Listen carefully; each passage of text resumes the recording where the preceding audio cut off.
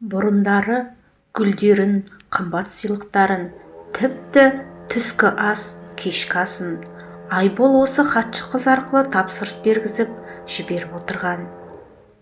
Жазөкке айтатын болсаң, жұмыстан шығасың. Махаббат деген күш, сыры білдірме түш деп қолымен аузын сырғандай белгі көрсетіп, қарқылдап күлетін еді. Жазира мекенжай жазылған үйге келді. Көп қабатты үйдің екінші қабатына келіп есігін қақты. Қып қысқа шорти, үстіне лямка киіп, шашын төбесіне буып алып, сағызын шайнаңдап жас қыз ашты. Үйде музыка қатты қосылып тұр. Баса көктеп аяқ киіммен басып кірген Жазира ашулы еді.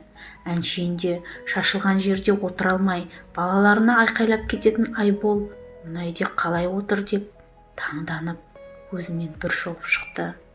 Марал танып тұр. Я не керек дейді сағызын шарқылып үріп, қайта таңдайына салып жарып. Ұялмайсың ба деді Жазира. Неден дейді, қос қолын көкірегіне қусырып, жақындап келіп. Шашыңды жұлып қолыңа берсе, сенде қаншықтардың. Айболдың отбасы бар екен білмейсің бе деп еді. Сестричка, сен жақсы болсаң байың маған келмес еді, басымды ауыртпай қайқай давай деп итеріп шығарып есікті жауып қойды. Туа бітті момын мінезіме, әлде мына айтқан сөзге есеңгіреп қалды ма? Жазира еңіреп, аузына сөз, миына іс түспестен аяғын санап басып, төменге түсіп келеді. Көзіндегі жастан көз алды бұлдырап ештеңе көрінер емес. Ашудан, реніштен аяқтары да қалтырап, өзіне бағынбайтындай. Енді қайттым деп қайта күбірлеп отырып, үйіне де жетті. Ал бұл сәтте зәлім Марал өз-өзін жұлып, Айболға қатының мені жұлып кетті деп SMS жазып жіберді. Артынша зәлім қыз өз-өзін тырналап, лямкасын жыртып, ас үйдің орындығында отырды. Шашын қолбыратып тастағанын тағы бар. Алып ұшып жетіп келген Айбол қойылымның куәсі еді. Көз жасын сорғалатып, менің бар жазығым сені сүйгенім, отбасыңа орала қойшы, маған тыныштық керек. Көрші көлемге де масқара болдым деп сыңси жөнелді. Ашуға булыққан Айбол үйден атып шығып, өз үйіне бет алды. Есіктен кірген бойы сол жердегі шкафта сілейіп отырған Жазира 1 сағатқа жуық уақыт отырыпты. Көз жасы тыйылар емес.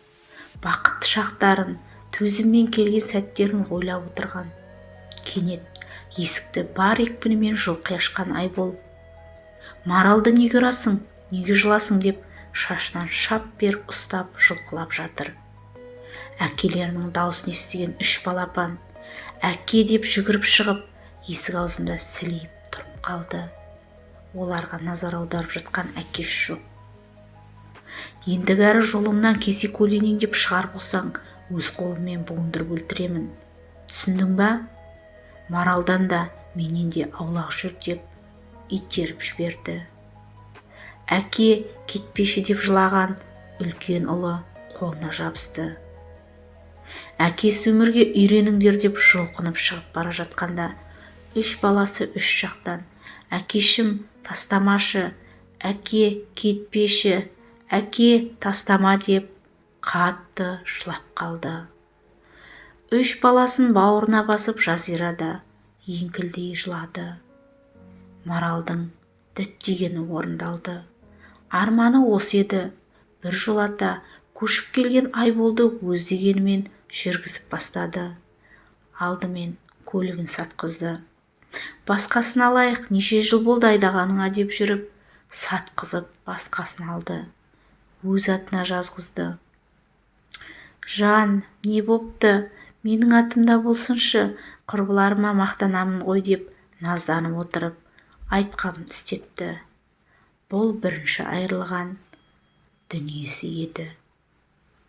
Көп ұзамай мамам науқастанып жатыр, көп ақша керек деген соң 5 миллион несие алып берді.